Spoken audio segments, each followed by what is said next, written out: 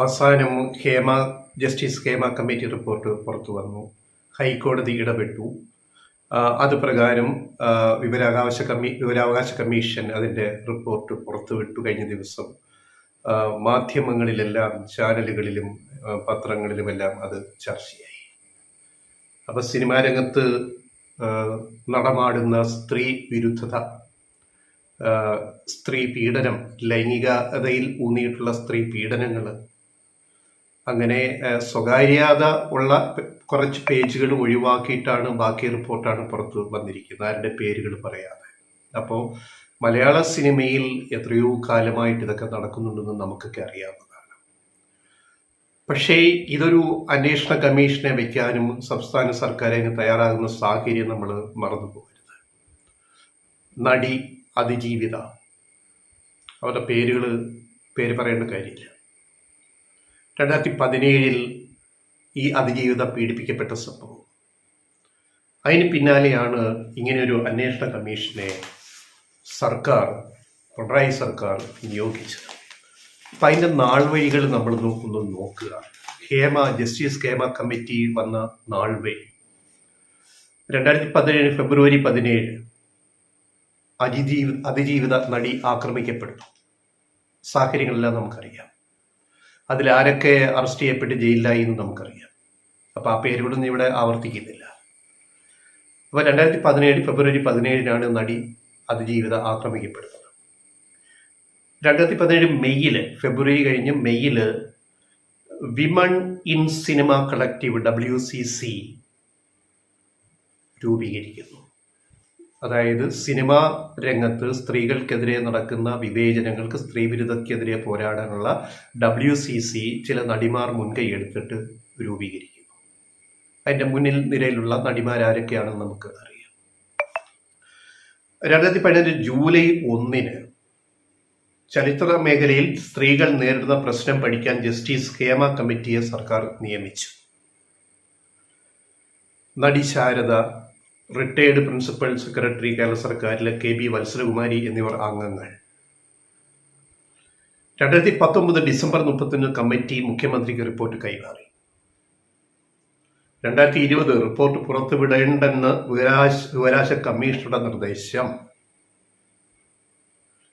2024 July 6 report പുറത്തുവിടാൻ വിവരാവകാശ കമ്മീഷന്റെ ഉത്തരവ്.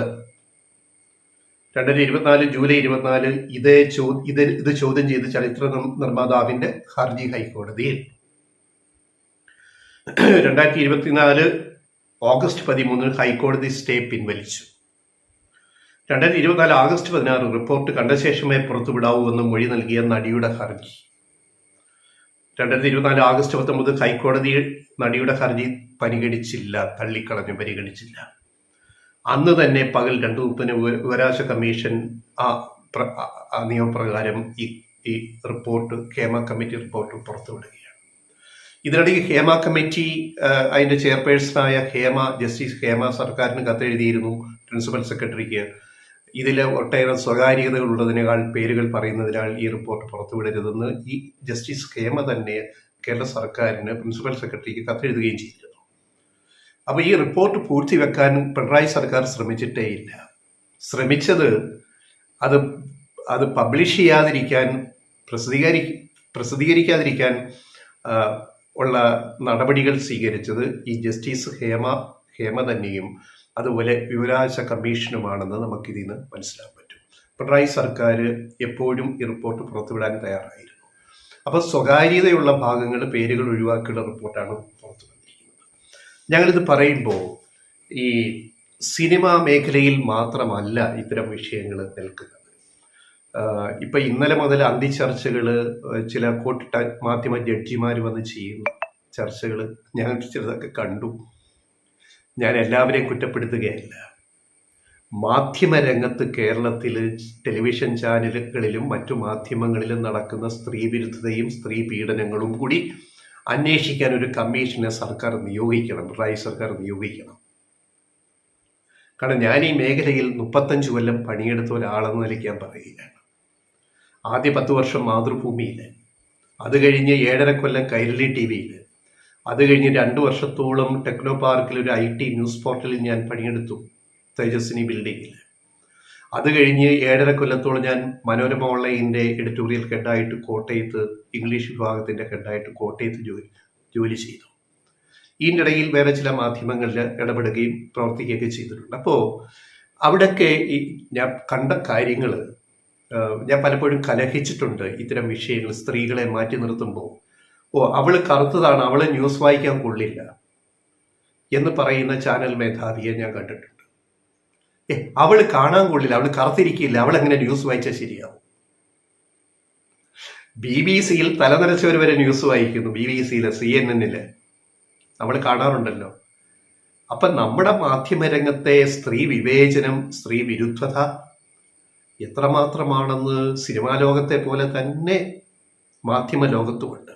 എൻ്റെ അനുഭവത്തിൽ ഈ 3-4 സ്ഥാപനങ്ങളിൽ പണിയെടുത്ത ഒരാളെന്ന നിലയ്ക്ക് ഞാൻ നേരിട്ട് കണ്ടിട്ടുണ്ട് സ്ത്രീകളെ മാറ്റി നിർത്തുന്നത്.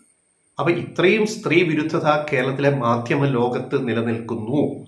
സ്ത്രീകളെ മാറ്റി നിർത്തപ്പെടുന്നുണ്ട്. സ്ത്രീകൾക്ക് അവസരങ്ങൾ പലപ്പോഴും കൊടുക്കുന്നില്ല, പ്രത്യേകിച്ച് ചാനൽ രംഗത്ത്. അതുകൊണ്ട് സിനിമാ ലോകത്ത് മാത്രമല്ല, കേരളത്തിലെ മാധ്യമ ലോകത്തും നടക്കുന്ന സ്ത്രീ വിരുദ്ധത, സ്ത്രീ വിവേചനം, സ്ത്രീകളെ പീഡിപ്പിക്കുന്ന കാര്യങ്ങൾ ഇങ്ങനെ പലതും നടക്കുന്നുണ്ട്. അതിനെപ്പറ്റി അന്വേഷിക്കാൻ ഒരു കമ്മീഷനെ കൂടി പിണറായി സർക്കാർ വെക്കുമോ എന്നാണ് ഞങ്ങൾക്ക് ചോദിക്കാനുള്ളത്. കാരണം ഈ അന്തിച്ചർച്ച നയിക്കുന്ന ചിലരൊക്കെ, എല്ലാവരുമല്ല, ചിലരൊക്കെ മാധ്യമ ജഡ്ജിമാർ, ആ ചർച്ച നയിക്കാൻ അവർക്ക് യോഗ്യത എന്താണെന്ന് നമ്മൾ ചിന്തിക്കണം. ഞാൻ ആരുടെ പേരുകൾ പറയുന്നില്ല, എല്ലാവരെയും ഞാൻ കുറ്റപ്പെടുത്തുന്നില്ല, എല്ലാവരുമല്ല, ചിലര്, അവർക്കുള്ള യോഗ്യതയുണ്ടോ? സ്ത്രീ വിരുദ്ധത മുഖമുദ്രയാക്കിയ ചിലർ വന്ന് അന്ത്യചർച്ചയിൽ ഹേമ കമ്മിറ്റി റിപ്പോർട്ട് ചർച്ച ചെയ്യുമ്പോൾ നമുക്കെന്തൊരു നമുക്കൊരു പരിഹാസമാണ് തോന്നുന്നത് ഇത് കാണുമ്പോൾ. അതുകൊണ്ട് ഞാൻ പറഞ്ഞത് എല്ലാവരെയും ഞാൻ കുറ്റപ്പെടുത്തുന്നില്ല. മാധ്യമ ലോകത്ത് സ്ത്രീ വിരുദ്ധത വളരെ സജീവമാണ്, സിനിമയിൽ എന്ന പോലെ. അതിനെതിരെ കൂടെ നടപടി സ്വീകരിക്കാനുള്ളൊരു സംവിധാനം അത് സർക്കാർ മുൻകൈയെടുത്ത് നടപ്പാക്കണമെന്നാണ് ഞങ്ങൾക്ക് ലെഫ്റ്റ് റൈറ്റ് വോയിസ് യൂട്യൂബ് ചാനലിൽ പറയാനുള്ളത്. അപ്പോൾ സിനിമയിൽ നമുക്കിത് ചെയ്യാമെങ്കിൽ കേരളത്തിലെ മാധ്യമ ലോകത്ത് നമുക്കിത് ചെയ്യാൻ സാധിക്കുമെന്ന് നമ്മൾ ദയവായിട്ട് തിരിച്ചറിയുക. അത്രമാത്രമേ ഞങ്ങൾക്ക് പറയാനുള്ളൂ.